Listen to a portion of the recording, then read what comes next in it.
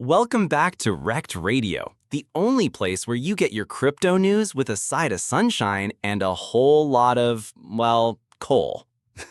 Let's just call it a reality check, Sonny. And today, the reality is I see a zombie on the charts, lurching back to life, and you're about to call it the second coming. It's not a zombie, Cole. It's a sleeping giant that is finally awoken. XRP is on an absolute tear, up over 26% in the last week alone. But this isn't just a random pump. The whales are coming out in force. The number of wallets holding at least 10 million XRP has hit an all-time high. This is the smart money, Cole, the big players, and they are loading their bags for what comes next. The smart money. I love that term. You see whales accumulating and think impending rocket launch. I see a handful of players gathering an unprecedented amount of ammunition to dump on the market the second retail FOMO peaks. A record number of whales just means there are more people with enough firepower to crash the price back to the Stone Age. This isn't a launch pad, it's a powder keg with a very short fuse. But you're not asking the most important question. Why are they buying now? It's because the fog is finally clearing.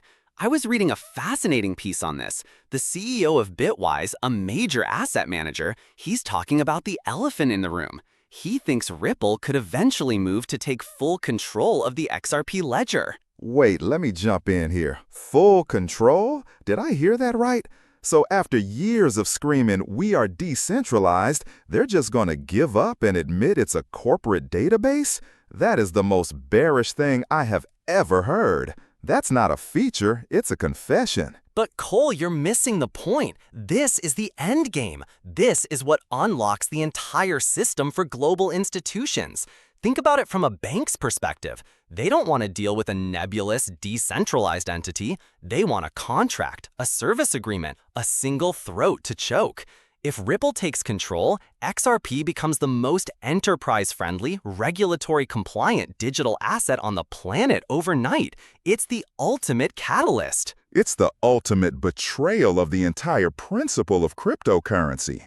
The whole point was to get away from single points of failure. You're cheering for the very thing crypto was invented to fight against. This isn't bullish, it's the final, pathetic nail in the coffin of XRP's decentralization argument. It proves the SEC was right all along. They're not building a new financial system, they're just rebuilding the old one with a new token. You see betrayal, I see pragmatic evolution. And while you're stuck on decade-old ideology, the rest of the space is maturing. The serious work is being done in the trenches. I mean, look at companies like Collect Exchange. They're rolling out a sophisticated SaaS solution for exchanges, a B2B platform to make the entire ecosystem more efficient and robust. This is the boring, essential plumbing that a multi-trillion-dollar industry is built on. It's a sign of a healthy, growing market. Oh, fantastic. The casino is getting a software update for its back office. How wonderful. So the house can now more efficiently manage the accounts of the people it's fleecing. This is a complete non-story, Sonny. Polishing the plumbing on a sinking ship doesn't stop it from sinking. It's irrelevant. It's not irrelevant, it's the foundation. But I know, you don't care about fundamentals, you don't care about whale movements, and you don't care about the real-world maturation of the industry. There's only one thing that speaks your language. It's time to consult the Oracle. My favorite part of the show.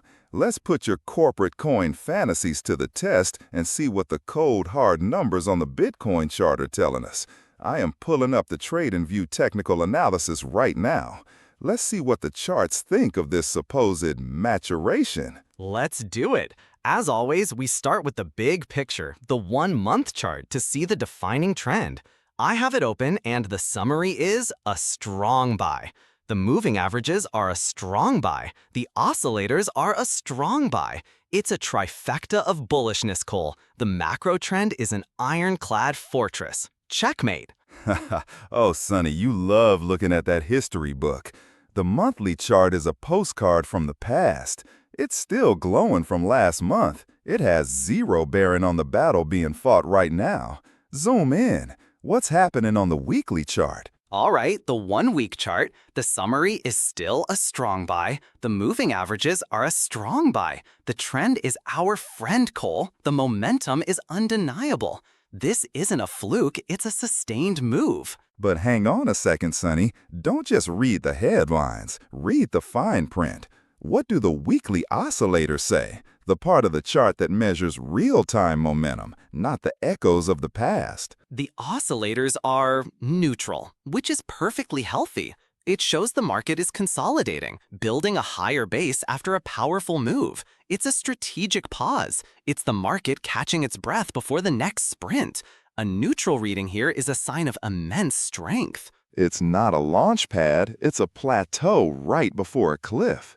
Neutral means the upward thrust has completely stalled out. The buyers are exhausted. Now let's get even closer to the action. What does the one-day chart, the here and now, tell us? Okay, pulling up the daily chart, the summary is neutral. The oscillators are a sell. The moving averages are a strong buy. And the plot thickens. We've gone from a strong buy in the distant past to a stalled neutral in the present, with the daily momentum flipping to sell. Do you see the pattern here? The engine is seizing up in real time. But please, let's get right to the bloody edge. What is the hourly chart screaming? The 4-hour chart is a sell, and the 1-hour chart is a strong sell. And this proves my point beautifully. It proves your point? How in any parallel universe does that prove your point? The signal is degrading at every single time frame. It's a picture of a complete and total collapse in momentum. The oracle is flashing 5-alarm fire, and you're saying it's a fireworks display? Exactly. And another thing, this is what a bottom looks like. This is the moment of maximum fear. The short-term charts are designed to terrify retail investors, to shake them out of their positions right before the true move happens. The whales are buying XRP, the infrastructure is getting stronger, and the Bitcoin monthly chart is a fortress. You're panicking at shadows. You're ignoring a fire alarm because you like the color of the building. The trend is undeniable. The closer you zoom in, the weaker the signal gets. The strength is a memory, and the present is a sell-off. That's all for this episode of Rekt Radio. The smart money is moving, the industry is maturing, and the macro trend is locked in.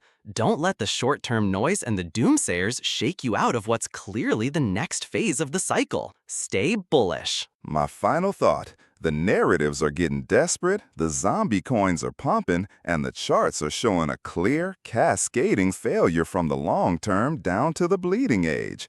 Be careful out there. You've been listening to Rekt Radio.